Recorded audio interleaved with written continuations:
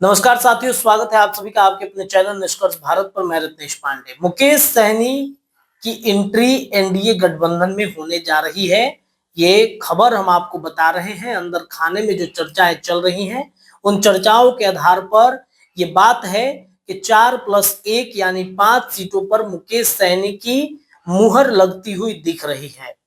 अब 4+1 सीट कौन सा है? आपको याद होगा कि 2020 में मुकेश सहनी ने बीच प्रेस कॉन्फ्रेंस छोड़ा था तेजस्वी यादव के साथ और कहा था कि पीठ में छुरा भोंकने का काम किया गया है, पीठ पीछे वार किया गया है। सीट का बात कुछ और था, लेकिन अनाउंसमेंट कुछ और किया जा रहा है। ये बात कहते हुए मुकेश सहनी चले आए थे महागठबंधन छोड़कर एनडीए की तरफ।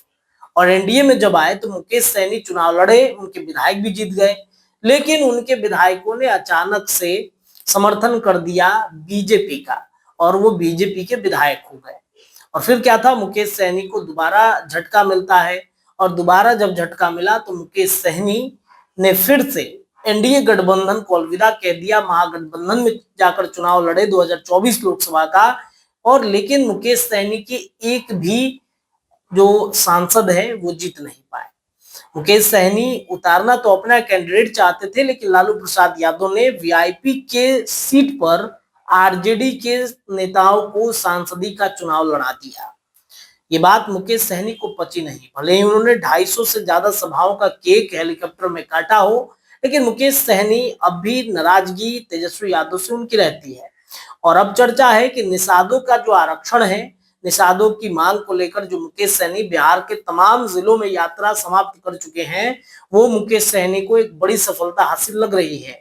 निषाद आरक्षण पर बात बन सकता है और अमित शाह से उनकी अंतिम मुलाकात होनी बाकी है। और 4 विधानसभा सीट और 1 राज्यसभा की तैयारी मुकेश सहनी की है। यानी बीजेपी ने एक ऑफर दिया है कि 4 विधानसभा सीट और 1 राज्यसभा की सीट हम देंगे। 1 राज्यसभा की सीट पर मुकेश सहनी की एंट्री, यानी मुकेश सहनी राज्यसभा जा सकते हैं और केंद्र में मंत्री भी मुकेश सहनी को बनाए जाने की पूरी संभावना है। कैबिनेट का विस्तार हो रहा है, मोदी कैबिनेट का।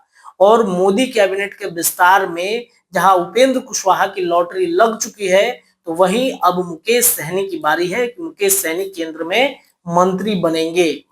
तो देखिए, बहुत कुछ हो सकता है, संभावनाएं जताई जा रही हैं। मुकेश सहनी के पास एक तगड़ा ऑफर है, या ये तय मुकेश सहनी को क्या करना है कि हमें क्या कुछ करना है।